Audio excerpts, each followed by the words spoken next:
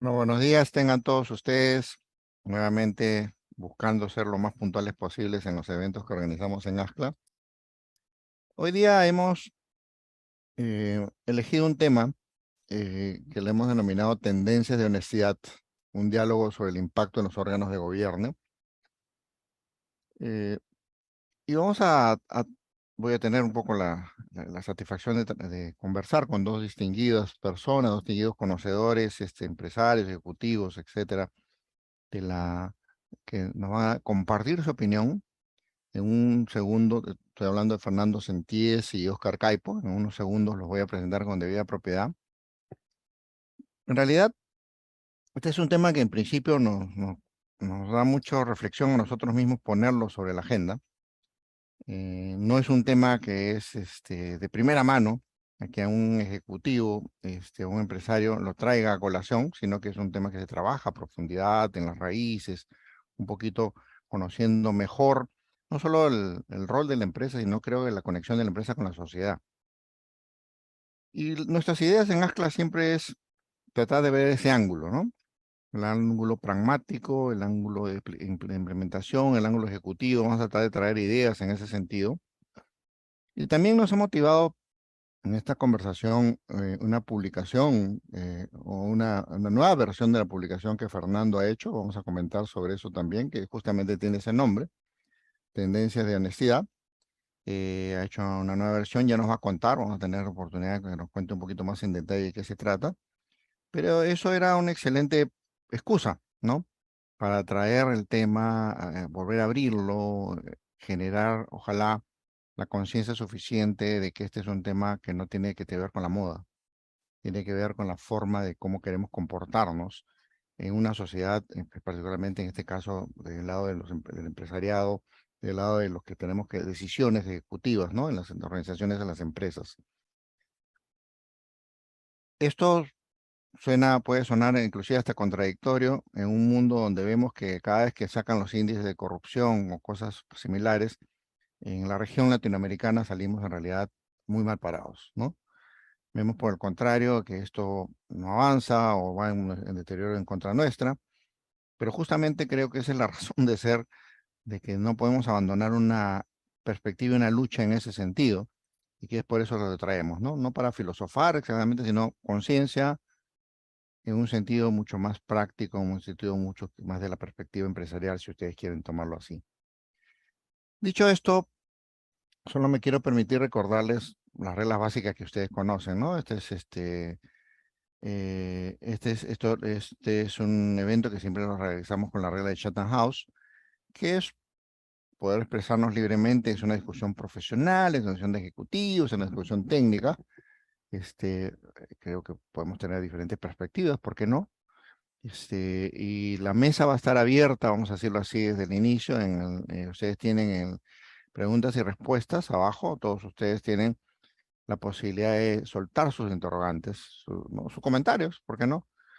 Vamos igual a dejar un espacio al final para que poder compartir estas interrogantes, pero el camino queda abierto desde el momento cero.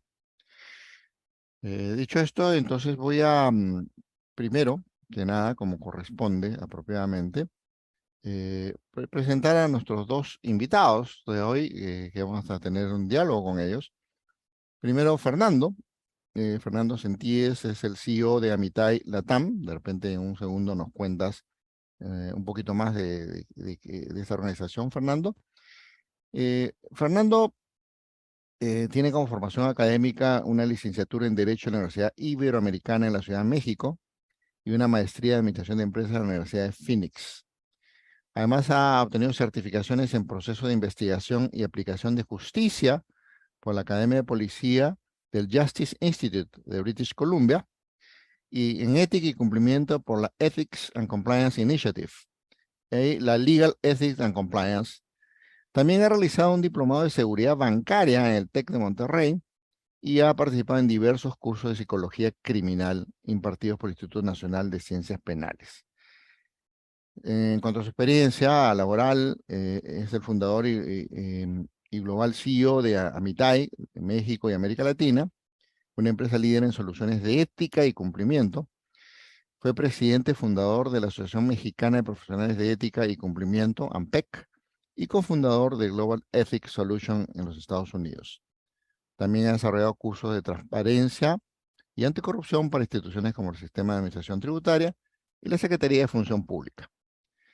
Fernando es reconocido por su liderazgo en iniciativas de integridad empresarial y desarrollo del programa de ética.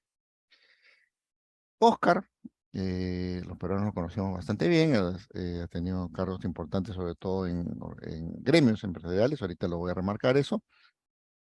Es socio principal en KPMG, presidente de Empresarios por la Integridad.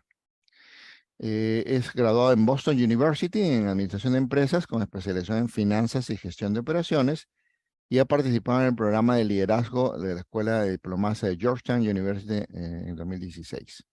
Como dijimos, él es socio principal de KPMG en Perú desde el año 2008.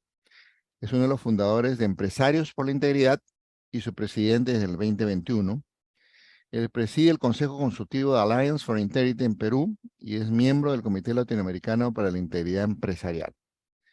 También es miembro del directorio de Perú Sostenible y miembro del Consejo Directivo de COMEX Perú. Fue presidente de la CONFIEP, para los que nos acompañan de otros países, la CONFIEP es un poco el gremio de gremios entre los empresarios, ¿no? Durante el periodo de marzo de 2021 a marzo de 2023, y presidente del Consejo Directivo de CARE Perú hasta febrero de 2021, siendo director desde el 2012. Creo que estamos en muy buenas manos hoy día para poder dialogar este tema que hemos traído a la mesa. Yo quisiera empezar con una pregunta que se las voy a plantear a los dos, digamos, en simultáneo, recoger una primera impresión y después vamos a ir enfocando la conversación en otros canales. ¿Por qué en contexto que vivimos, ¿no? Un contexto que marcado por tanta inestabilidad institucional, donde la corrupción campea, lo vemos, es un mal endémico en nuestras sociedades. Eh, ¿Por qué todavía ustedes creen que es relevante hablar de honestidad en las empresas en la actualidad, en este momento? ¿Por qué es importante? Pues quisiera primero recoger una primera impresión y después vamos a ir moviendo el tema. Fernando, si te parece, empezamos contigo. Muchas gracias, Enrique. Un placer estar con todos ustedes. Gracias por la invitación y sobre todo compartir el foro con Oscar. Voy a dar mi impresión muy rápidamente para dar espacio a Oscar y otras preguntas. En mi opinión, es importante conocer y darle importancia a la honestidad de la gente, porque por dos razones básicamente. Uno, porque en procesos de selección y desde hace muchos años, desde que Peter Drucker sacó su libro en los 60s, nos hemos enfocado en contratar gente por las competencias y la honestidad era algo deseable, pero no era indispensable. Solo para darnos cuenta que la actitud que tiene que ver con la honestidad no se puede cambiar en las personas, es muy difícil de cambiar y las aptitudes se pueden aprender. Y estamos viendo, y hoy por hoy vemos que la honestidad de la gente es más importante que nunca, tanto en el trabajo como en la sociedad, como en la familia, etcétera. Y el segundo es porque la gente refleja sus valores en su conducta. Hay una cosa que se llama escala conductual y nos damos cuenta de que nuestra conducta refleja nuestros valores. Podemos decir lo que queramos, como decimos en México, podemos decir misa, pero nuestros hechos dicen más que 1000 palabras. Y así es como nos damos cuenta de cómo la gente refleja en las empresas los valores personales y de la sociedad en la que vive. De manera muy a grandes rasgos, y ahorita entramos más a detalle a todo esto, es por lo que yo creo que es importantísimo. Gracias, Fernando. Vamos a darle pase a Oscar, pero antes de eso, creo que es subrayar una cosa bien trascendente, ¿no? Son las personas. Nosotros, esto es un foro, es un network que gusta promover, discutir temas de gobierno corporativo. Nosotros siempre consideramos que los ejecutores del buen o el mal gobierno corporativo son las personas. Tú puedes tener una construcción perfecta, un diseño extraordinario de gobierno corporativo, si la persona que ejecuta no va en sintonía o no lleva las cosas como se espera, todo el castillo se derrumba. Sin ir a Odebrecht tenía una página de gobierno corporativo, unos códigos de ética extraordinarios. Enron en su momento la tenía, y ya vimos lo que pasó, ¿no? Entonces, las personas, creo que es importante esto. Oscar, tus impresiones de esta primera pregunta general. Buenos días, Enrique. Gracias por la invitación, por organizar este conversatorio y poner este tema en la agenda. Y Fernando, un placer conocerte. Ya hemos conversado previamente un momento antes de la sesión y estuve revisando tu trayectoria y el trabajo que has hecho y creo que es muy relevante. Muchas gracias por ello. ¿Por qué la honestidad en la actualidad? Yo diría que en términos generales y de la manera más amplia, porque vivimos una crisis de confianza, ¿no? Y esto tiene que ver con la corrupción, esto tiene que ver con que los valores se han ido perdiendo, valores como la honestidad, la integridad, y necesitamos recuperarlos, ¿no? Es fundamental que estos temas estén en el centro de la agenda. Muchas veces vemos que los temas de agenda en las organizaciones está el tema de sostenibilidad, el tema de equidad. Sobre todo, estoy dedicando mi tiempo, la parte más importante, a empresarios por la integridad, y lo que estamos buscando es que la integridad se convierta en el centro de la discusión, porque la única manera de construir relaciones de confianza, relaciones sólidas, relaciones sostenibles, es con base en la integridad, y la honestidad es fundamental para ello, ¿no? Entonces, creo que es un tema que debemos rescatar, ¿no? Y abordarlo con todas sus aristas, ¿no? Desde el punto de vista técnico, como Fernando lo hace, pero también desde el punto de vista de darle la prioridad en la discusión, en la agenda, ¿no? De la gobernanza, de los directorios, de las organizaciones, y que esté incluido en casi todos los procesos de decisión que tomemos, ¿no? De acuerdo, importantísimo. Tú lo has conectado con el tema de sostenibilidad. A veces de repente por ser demasiado prácticos, todo llegamos a un checklist, ¿no? Decimos, ok, pero en realidad es más que un checklist. A veces hay que comprobar que ciertas condiciones, cualidades, como ustedes dos han resaltado, que es tema de la honestidad de la persona, del grupo humano que ejecuta las cosas, estén ahí presentes, ¿no? Es una cosa de la más compleja, digamos. Ahora quisiera, Fernando, contigo, yendo justamente a tu publicación reciente, una actualización, ¿no? Que has hecho de una publicación. Fue una de las cosas, como repito, que nos motivó a través de este tema la discusión. Tendencia de la Honestidad 2023, que tú lo has realizado para un análisis a nivel de la TAM. Quiero que le cuentes un poquito a nuestro auditorio cuál es la motivación de este estudio, ¿no? ¿Cuál es el objetivo que ha tenido en principio este estudio? ¿Qué es lo que se está buscando? Sí, muchas gracias, Enrique. Este estudio lo empezamos a hacer en el 2019 porque nosotros tenemos, gracias a una serie de encuestas que nosotros hacemos debido por nuestro trabajo con más de 750 empresas y más de 250,000 personas al año, una serie de respuestas sobre temas de honestidad que van desde el robo en la empresa, el soborno, la corrupción, la lealtad, etcétera, una gama de temas.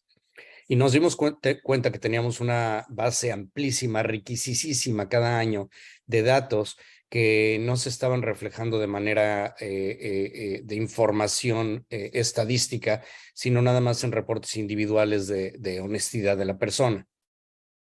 Entonces empezamos a hacer este estudio en el 2018 y por eso le llamamos tendencias de honestidad, y empezamos a ver que, a diferencia de lo que creemos, aunque hay muchas cosas en común, sobre todo en temas de corrupción y de honestidad en nuestros países, también hay diferencias significativas. Por ejemplo, hablando nada más de México y Perú, Perú es el país más violento en la región, y Perú es uno de los menos violentos, aunque tienen otras coincidencias. Entonces, en este último año, para no extenderme demasiado, en este último año lo que hicimos fue comparar lo que había pasado con estas 4 publicaciones desde el 2019 al 2022, es decir, la pre y la post pandemia. Y encontramos cosas interesantísimas. Una de ellas, la más importante, por ejemplo, una de las más importantes que encontramos es que precisamente, por ejemplo, las empresas seguían buscando a la gente con los mismos perfiles y esperando las mismas respuestas en el 2022 de como lo hacían en el 2019. A pesar de que el mundo y la percepción del trabajo y los valores de la gente cambiaron significativamente del 2019 al 2022. Y para poner un ejemplo, 2 de las cosas en donde las generaciones más nuevas cambiaron muchísimo contra otras generaciones son la lealtad hacia la empresa y el consumo de uso de sustancias, concretamente la marihuana, que ha sido legalizada en muchos países. Entonces, cuando tú tienes perfiles donde determinas cuáles son tus expectativas para contratar gente en cuanto a su lealtad y el consumo de sustancias, pues empezaron a tener muchísimos rechazos.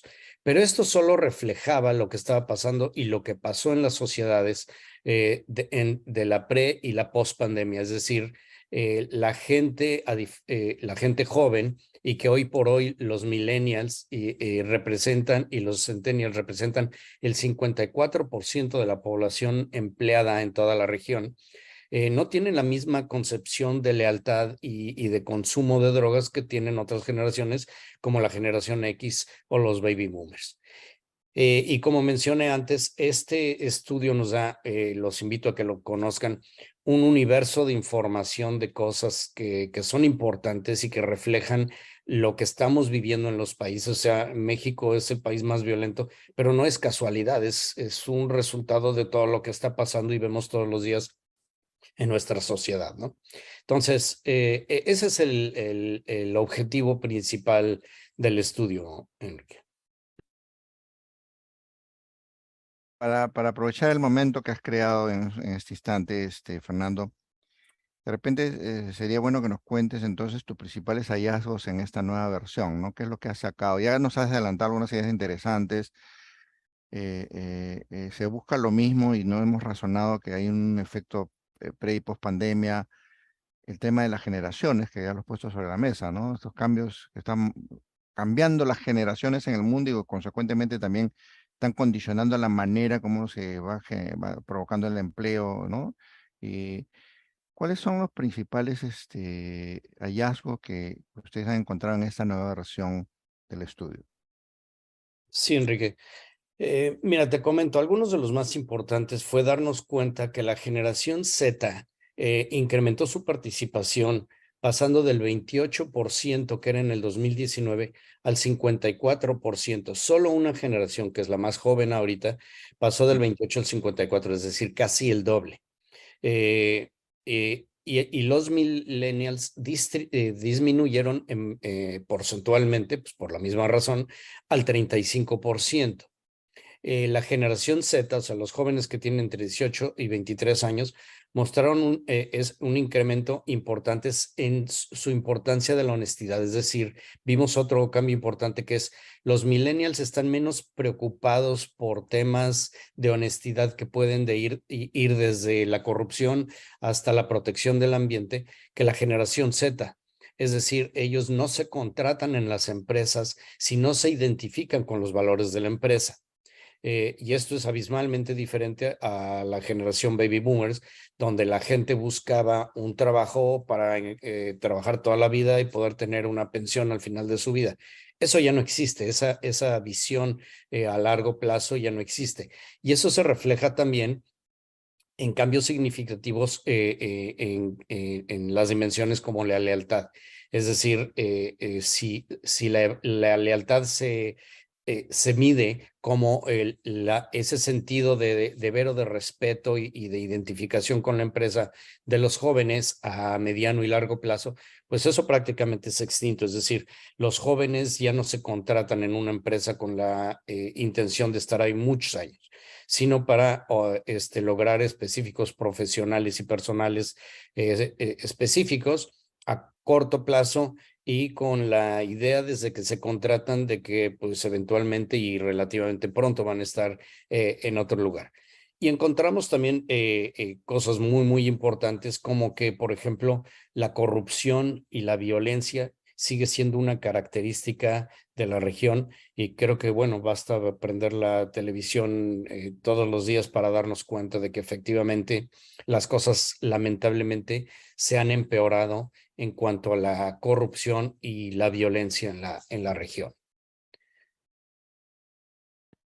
Gracias, Fernando. Ahí vamos trayendo algunas cosas a colación. Ahora yo quiero mover para hacer un poco de ping-pong con Oscar. Oscar, estamos hablando de personas nuevamente y creo que aquí voy a abrir de repente una pequeña discusión. Y Fernando nos ha dicho, hoy día debemos buscar personas honestas. ¿Cómo buscamos personas honestas? O sea, más allá de un checklist, ¿no es cierto? O sea, es bien difícil. Si yo te puedo decir, yo tengo un título universitario de Derecho, ¿no? De Economía, pero buscar una persona honesta, ¿cómo se hace en tu experiencia empresarial?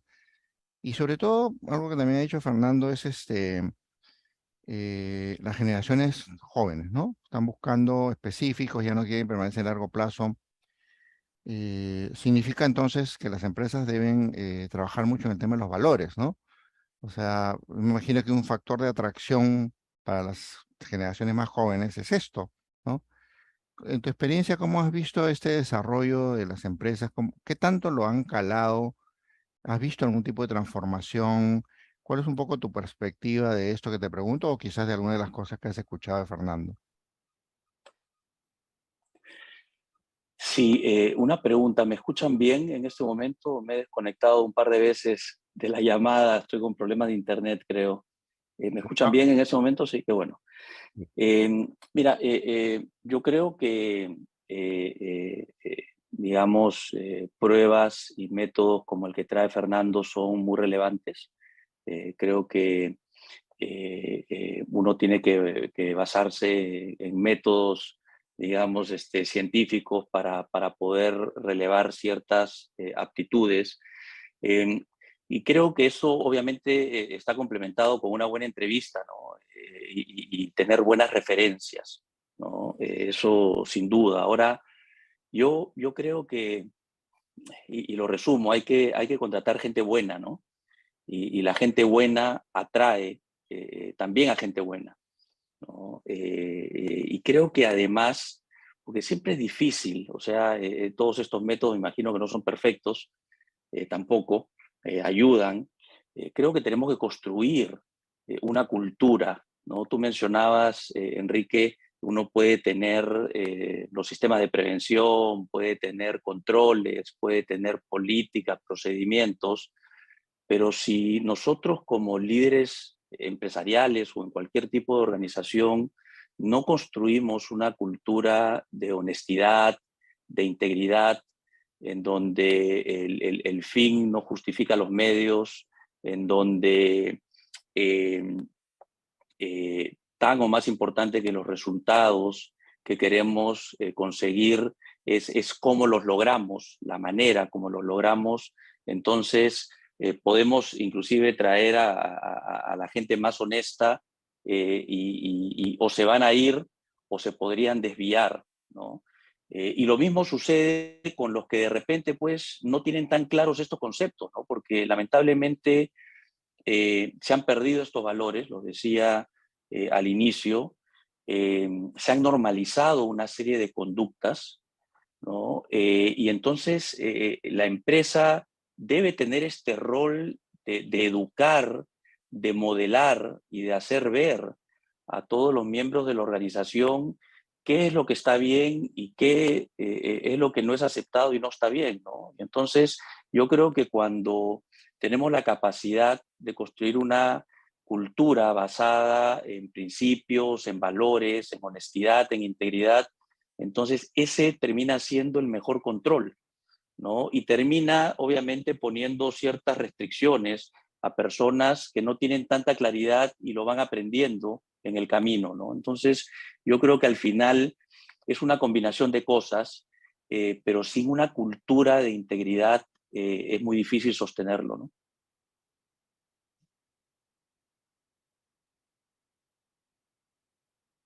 De acuerdo. Le voy a pedir a Janessa que nos ayude. Tenemos ahí un par de cosas que queremos aprovechar a nuestro auditorio también para hacerlo participativo. Tenemos algunas preguntas que les vamos a formular por como una suerte de survey. A ver, se las vamos a lanzar para que ustedes contesten desde y después vamos a compartir los resultados. Le estamos preguntando, en principio, de una escala 1 al 5, ¿cuán alto considera que es el estándar de honestidad empresarial en su país? ¿No? 1 menos y 5 más, ¿no? A ver si los que nos acompañan, a ver qué nos da, ¿no? Eso nos puede ayudar un poquito también a matizar esta conversación. Me avisan.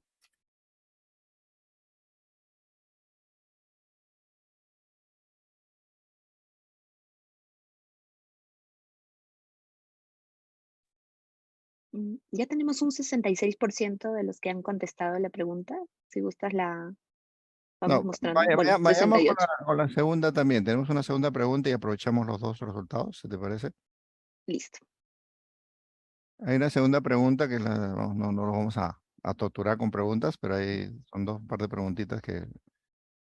La segunda es, si ustedes, honestamente, así mano al pecho, consideran que la universidad es una buena herramienta para combatir la corrupción, ¿no? Sí, no, de repente no estamos seguros, ¿no? Porque podemos dudar.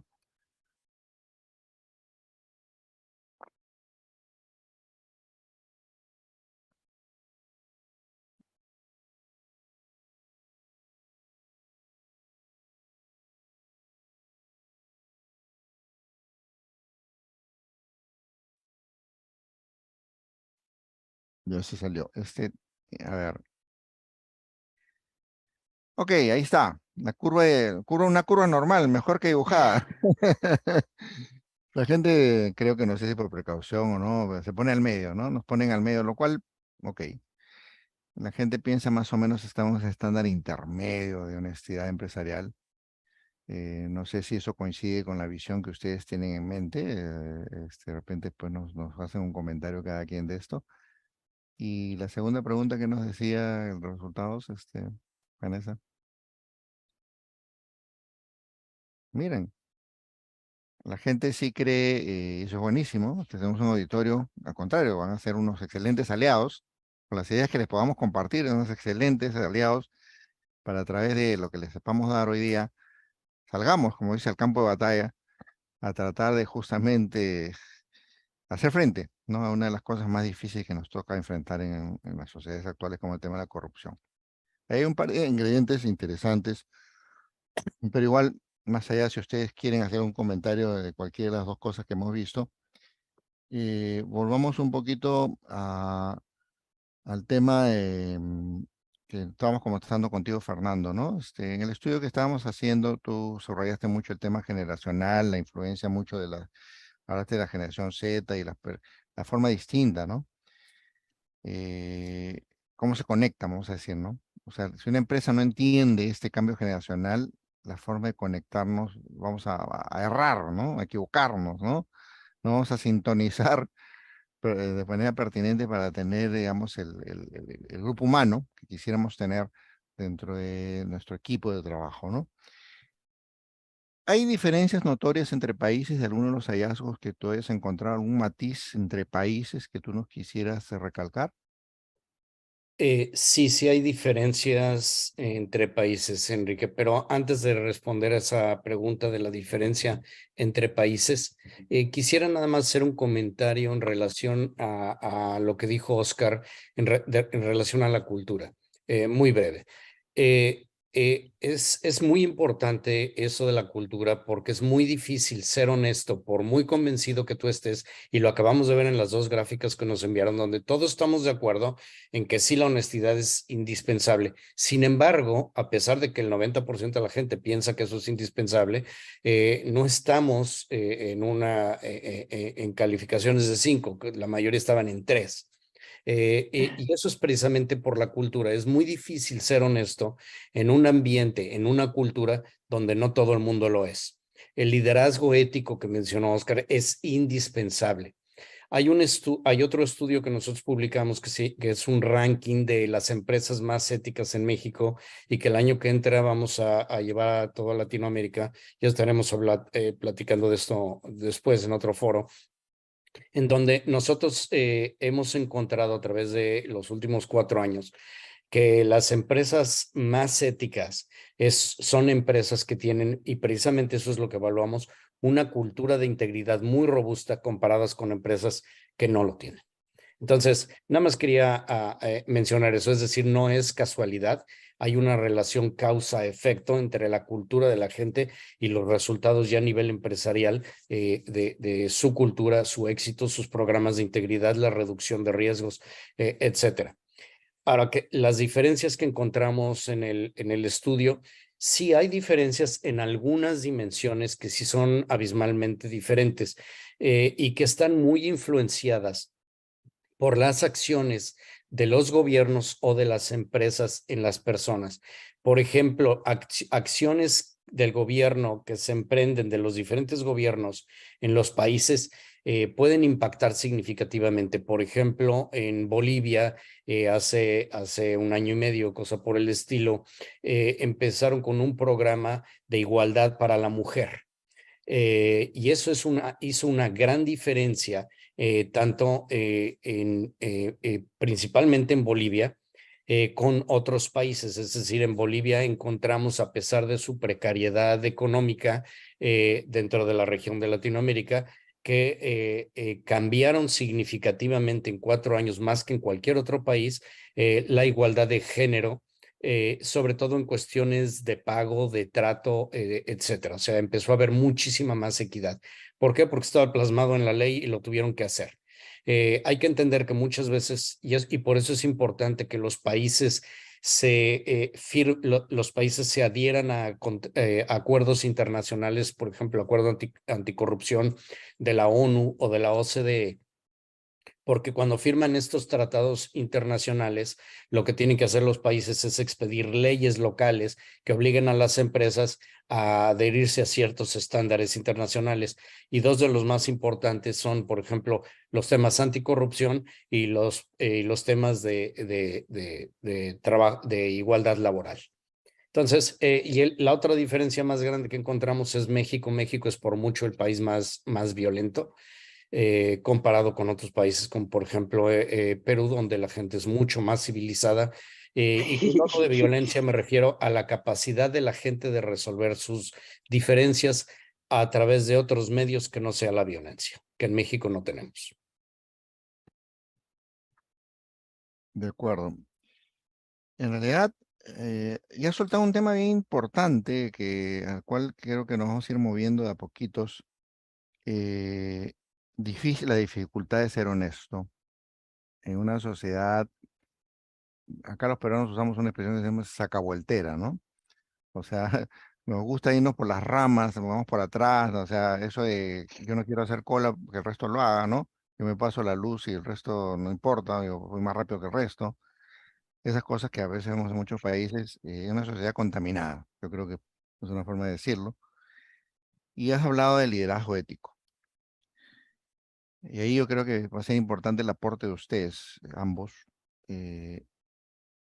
¿Cómo formar? ¿Qué características tiene que tener ese liderazgo ético? Yo voy a empezar con Oscar, pero Oscar, además, te voy a soltar así a capela la primera pregunta que ha llegado, que dice, ¿cómo ser honestos en países donde los gobernantes son corruptos? La pregunta es, digamos, importante, ¿no? Que todos de repente nos las hacemos cotidianamente. Oscar, tus impresiones. Sí, comienzo por la pregunta, ¿no? Es absolutamente necesario, ¿no? No podemos seguir permitiendo y seguir tolerando que la cultura, que la corrupción, que se basa en un acto deshonesto para comenzar, impere, ¿no? Esto no permite que los recursos que genera el país, recursos públicos, recursos en el caso de todos los peruanos, o los mexicanos, o los colombianos, lleguen a atender las necesidades de la población, ¿no?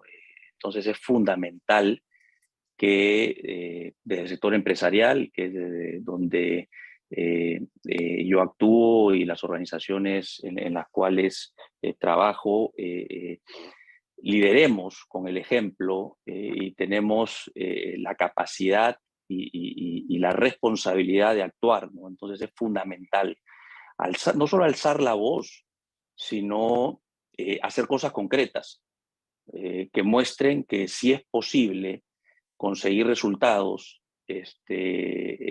sin corrupción, sin coimas, sin sobornos, sin conflictos de intereses, ¿no? Es fundamental. Si no, simplemente esto va a seguir avanzando y es insostenible, ¿no? Entonces, independientemente de lo que tengamos al frente, tenemos que marcar la cancha, y en el caso empresarial, porque el sector empresarial también ha estado involucrado, algunos casos de corrupción que tienden a generalizarse y a opacar la imagen del sector, hay que buscar separar la paja del trigo, ¿no? Y es lo que nosotros estamos promoviendo de Empresarios por la Integridad, ¿no? ¿Y cuál era la primera pregunta, Enrique? Me quedé pensando en la segunda cuando la hacías. Liderazgo ético, ¿no?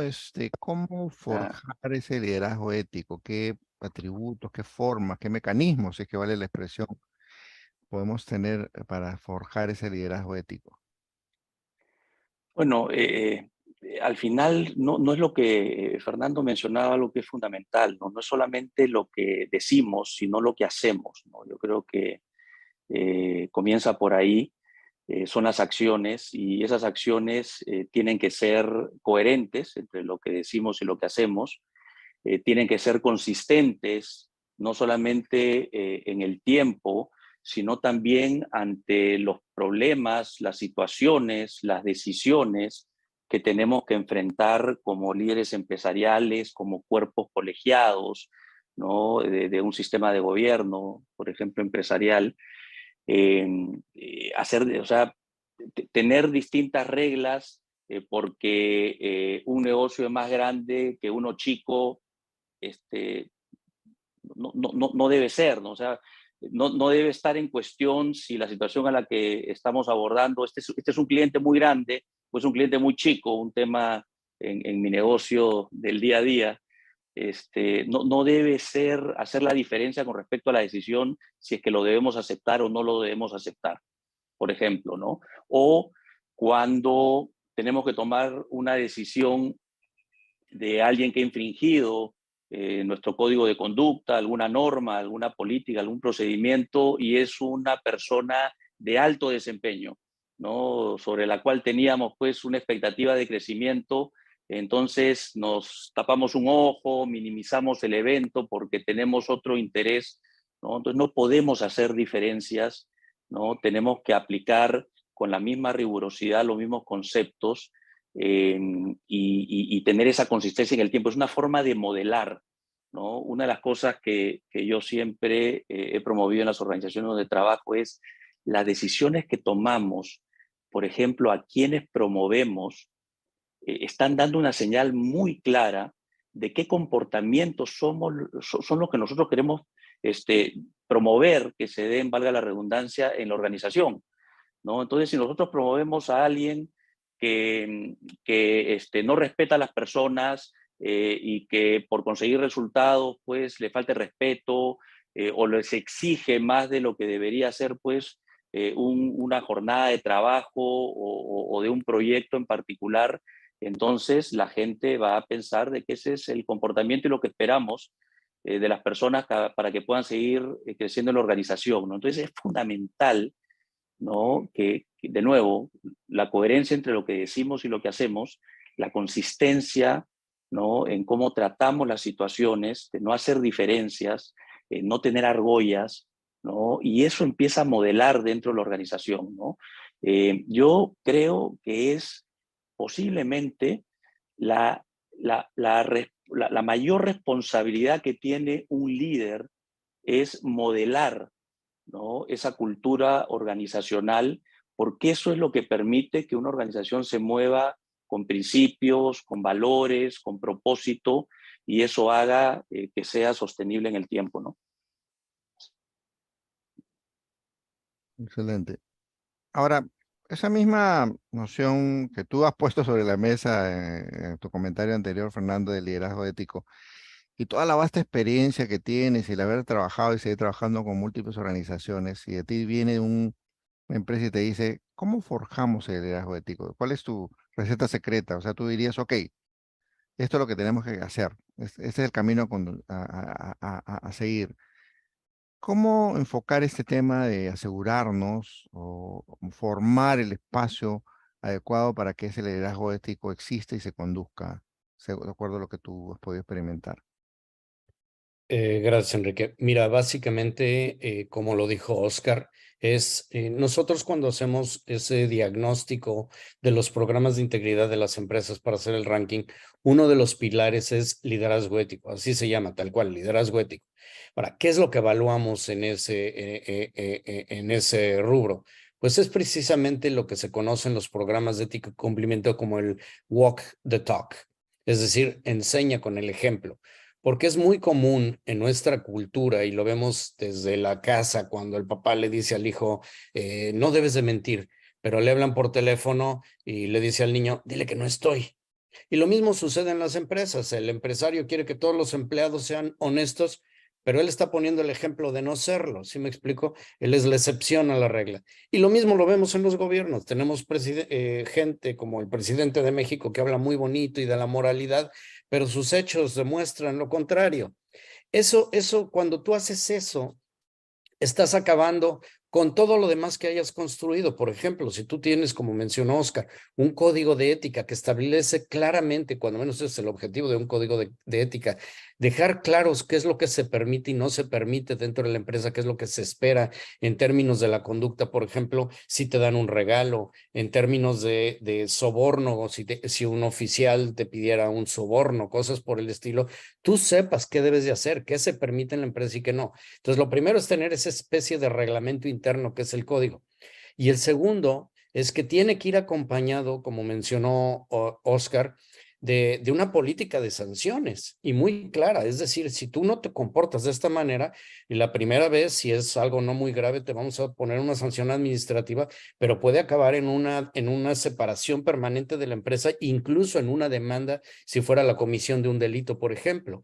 Y no hacerlo como lo hacemos en toda Latinoamérica, y como ustedes ya lo mencionaron, haciéndolo de manera discrecional. Uno de los problemas más grandes que tenemos en toda la región es que cuando la gente que está en el poder toma decisiones, siempre aplica la ley para todos los demás, menos su grupo. Es decir, no podemos hacer excepciones. Si alguien, incluso de tus más cercanos, colaboradores, parientes, comete una infracción, pues tiene que pagar las consecuencias, porque ese ejemplo, como lo dijo Oscar, va a llegar lejísimo. ¿Sí me explico? Tú estás mandando mensajes intrínsecos con esas acciones, haciendo excepciones o aplicándolas de manera consistente.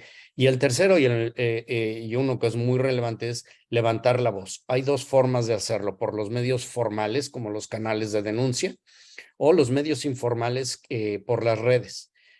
Pero bueno, no me quiero extender mucho, pero esos también tienen son armas de doble filo. Las redes sociales pueden ayudarte mucho, pero también pueden condenarte y dañar la reputación. ¿Sí?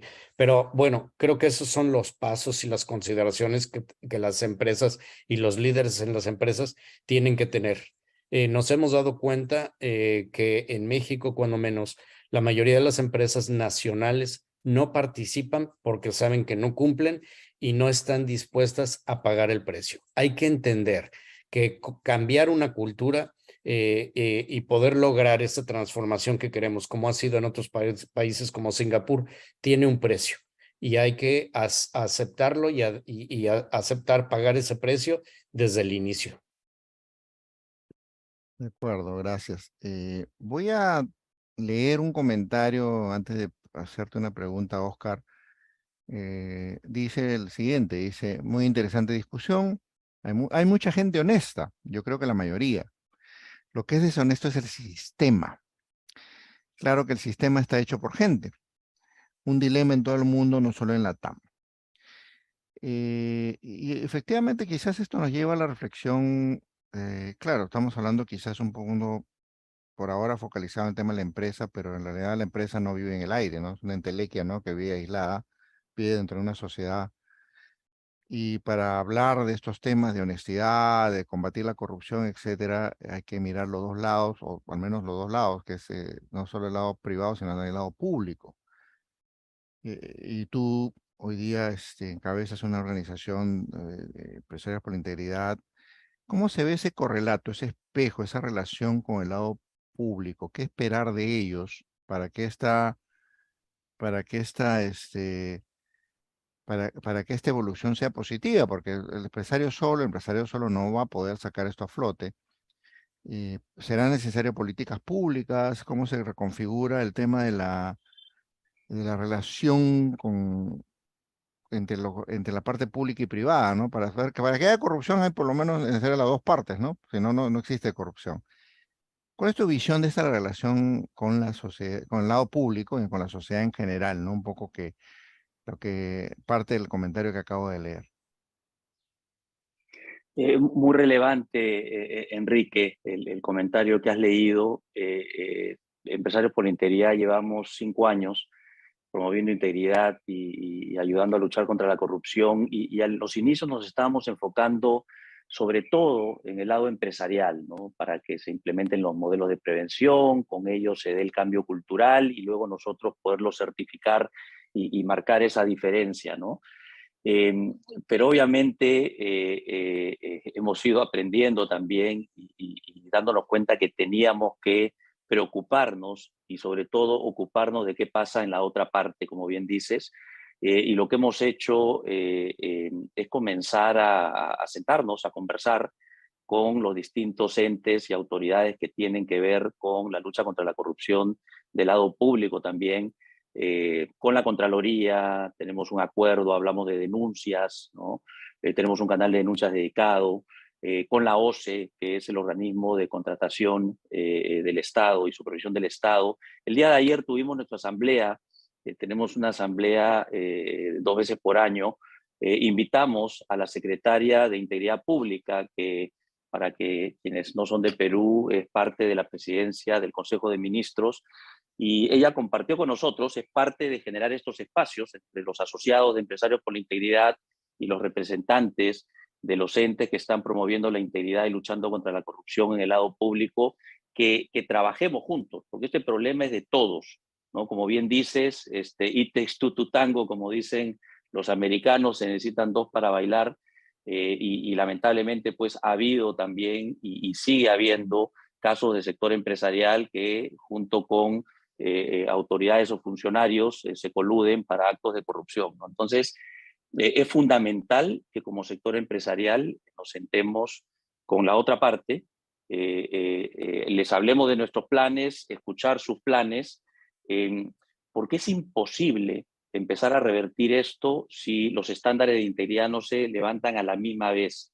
Si no, simplemente vamos a chocar contra una pared, ¿no? O va a ser simplemente un ideal, querer comportarse bien, ¿no? Y no encontrar las justificaciones que hagan pues que ciertas empresas puedan caer en actos de corrupción porque el sistema así los lleva, ¿no? Entonces es fundamental la relación público-privada, y no hay que olvidarnos también del otro actor que es la sociedad civil organizada.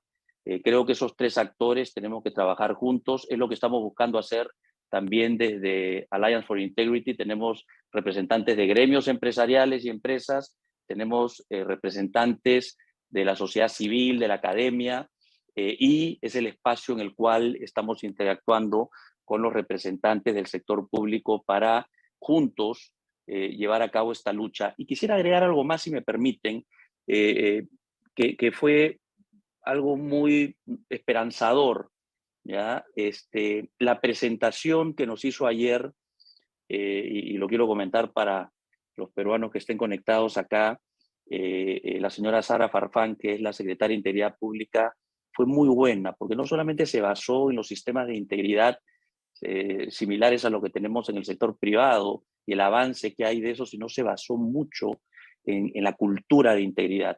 Entonces, hay tan o más acciones en ese frente, de tal manera que esto tienda a ser sostenible en el tiempo y no solamente o represivo o actuar tarde cuando los eventos ya se dieron, sino que realmente sean mecanismos preventivos, ¿no? Es realmente esperanzador. Quería compartirlo con la audiencia también.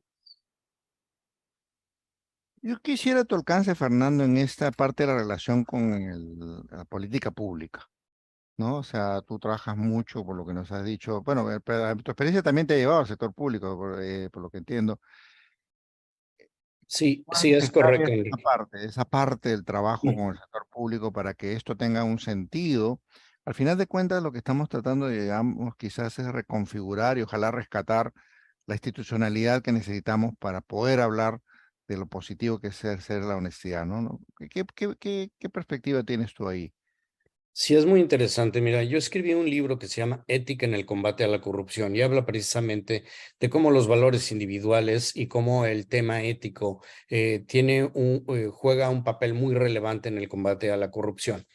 Y déjame empezar por algo muy elemental. Las personas, los individuos, todos, cada uno de nosotros va formando sus valores, primero en la familia, luego cuando nos vamos insertando en la sociedad a través de la escuela, etcétera, y luego ya como adultos en el mundo laboral y en la sociedad, y es cuando realmente formamos nuestros valores. Por eso normalmente se estima que una persona forma sus valores de manera firme hasta los 24, 25 años.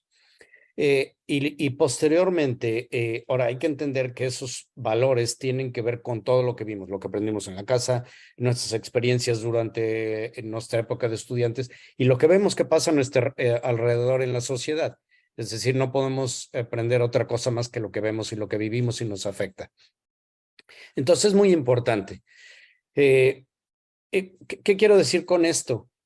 Normalmente esperamos que la cultura sea diferente y nos damos cuenta de que no está desasociada, es decir, no nos compartamos de una manera cuando estamos en sociedad en la calle y de manera diferente cuando estamos en el trabajo, de manera diferente cuando estamos en la familia. Puede haber ciertas diferencias por expectativas, pero los valores que nos rigen como individuos son lo mismo. Ahora, ¿qué quiero decir con todo esto? Para el combate a la corrupción hay que tener 4 ángulos y no se puede combatir si no se atacan los 4. Y creo que eso ha sido la parte que a Latinoamérica le ha fallado. Uno es el estado, el sociopolítico, es decir, tenemos las condiciones sociopolíticas de partidos, de líderes políticos, etcétera. Por ejemplo, ¿por qué? Porque se necesita la voluntad política para que haya una transformación, como sucedió, por ejemplo, en Singapur, por poner uno de los casos, o Corea del Sur, u otros casos que ha habido. El segundo es el jurídico institucional. Tenemos las instituciones y las leyes que permitan que se haga eso o no. El tercero es el económico, es decir, hay un elemento económico y que tiene que ver con la repartición de la riqueza, la distribución de la riqueza entre las personas. Vemos que en Latinoamérica tenemos hombres muy, muy, muy ricos a nivel mundial, pero también tenemos una gran cantidad de los pobres del mundo dentro de nuestra región. Y el cuarto pilar es precisamente el ético-cultural. ¿Qué tanto estamos dispuestos, qué tanto estamos conscientes, sí, de que, como lo mencioné antes, el cambiar y el transformar la cultura ética de la que habló ahorita Oscar, tiene un precio? O sea, no se va a lograr transformar la corrupción si nosotros no aceptamos primero el dejar de ser personas tan extraordinariamente individualistas y egoístas. Esa es la palabra. Yo he vivido 23 años en Canadá y una de las grandes diferencias, yo veo 3 diferencias entre toda Latinoamérica o mi país natal, que fue México y Canadá. y son tres de las que acabo de mencionar. Una es la inequitativa distribución de la riqueza. En Canadá, un director de una empresa muy grande gana 10 veces lo que gana el empleado de menor nivel. En México la diferencia puede ser de 100 veces. El segundo es la impunidad. Aquí las leyes se aplican a quien sea, si es el primer ministro o el gobernador de una provincia, de un estado, se le aplica la ley igual que a otros. Y eso es importantísimo entenderlo, ¿sí? Y el tercero es el egoísmo, es decir, la gente antepone el bien público sobre el bien individual. Y eso estamos nosotros en pañales. Nosotros en Latinoamérica, en términos generales, unos más que otros países, y por eso hay diferencias, por ejemplo, entre Uruguay y Paraguay, es que somos extraordinariamente egoístas. Si yo tengo la oportunidad de ahorita tener un beneficio económico para mí o para mi familia, lo voy a aprovechar. Punto. Así es como lo veo. No estoy dispuesto a decir, no, no lo voy a hacer. Voy a hacer un ejemplo. Y es por lo que yo decía que es muy difícil ser honesto. Como ahorita alguien dijo, pues hay mucha gente honesta. Sí, es correcto, pero es muy difícil ser honesto en una sociedad donde si el único que está dispuesto a aceptar la pérdida eres tú y todos los demás no lo van a hacer, pues muy poco vas a lograr con eso. Gracias, importante reflexión y alcance. Antes que me olvide, Janés, ayúdame con esto, por favor. La publicación de Fernando está abierta, es pública. Por favor, si nos comparten el link para que cualquiera que esté interesado lo pueda ver. El tiempo siempre es un poquito tirano, pero quiero una última pregunta de ambos, ya mirando ya de una empresa, ¿no? Tú hablabas de walk the talk. Yo quisiera concordar eso con tone and the top, es decir, los que toman las decisiones finalmente más importantes en la empresa normalmente son la junta, los boards, los directorios, ¿no? ¿Cómo asegurarnos cómo hacemos que ese directorio, ese board, sintonice con esta discusión que estamos teniendo? Que la ética esté en la prioridad, que se forje, que se inculque. ¿Qué nos dice su visión, su experiencia de ambos? Esa es la pregunta casi de cierre que les voy a hacer brevemente para ir concluyendo esta interesante y todavía más amplia conversación. Oscar, ¿qué nos puedes comentar al respecto? Bueno, en primer lugar, muy buenas reflexiones, Fernando, sobre el combate a la corrupción. Gracias, he tomado bastante nota acá porque estamos muy abocados a ellos. Gracias por compartir esa perspectiva. Mira, Enrique, es mucho de lo que hemos conversado hoy, ¿no? O sea, cómo tomemos decisiones y cómo actuemos, cómo abordemos los temas, eh, la manera como lo hagamos. En el grupo de trabajo del día a día, en un comité de gerencia, en el directorio, en algún comité del directorio, debe ser coherente, ¿no? El tema, en primer lugar, tiene que estar en la agenda, ¿no? Y permear el tema de valores, el tema de honestidad, tiene que estar en la agenda y asegurarnos de que va a permear a toda la organización. Tenemos que hacer ejercicios muchas veces muy conscientes, ¿no? Porque uno puede modelar y la gente aprender observando, pero yo creo que es bueno eh, tratar algunos temas como casos, ¿no? Yo suelo en algunas organizaciones, por ejemplo, poner algunos asuntos, decir, oye, ¿se acuerdan este problema que tuvimos? ¿Cómo entramos al problema? Reflexionar sobre qué nos llevó hasta ahí, pero también ver cómo abordamos la solución, qué aprendimos de ello. Entonces, creo que con eso uno refuerza que la mejor manera de construir empresa, la mejor manera de construir cualquier organización y la mejor manera de construir países con integridad, ¿no? Con honestidad, ¿no? Es lo único que nos va a llevar a tomar las decisiones correctas, hacer lo correcto por las razones correctas, a hacer el bien, ¿no? Y hacer que esto sea sostenible, ¿no? Entonces yo creo que es un ejercicio constante y comienza con la cabeza.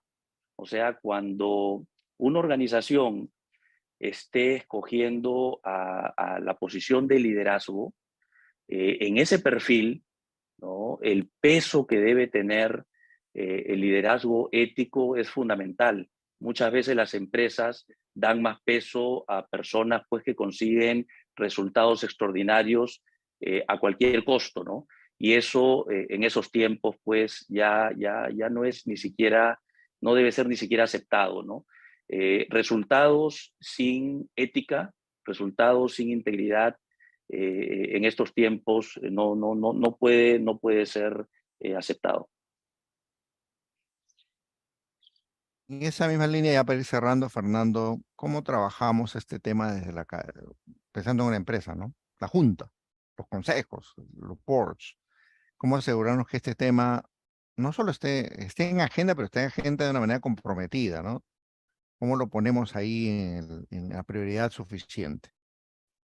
Sí, mira, para no repetir lo que ya dijo Oscar, lo único que yo podría agregar es una de las formas que yo he encontrado como más efectivas y que veo que hacen la diferencia entre las empresas más honestas y las que no lo son, es que se comprometa como exigen algunas leyes, como por ejemplo la FCPA en Estados Unidos, que se comprometan los líderes, es decir, y que puedan ser sancionados si no lo hacen.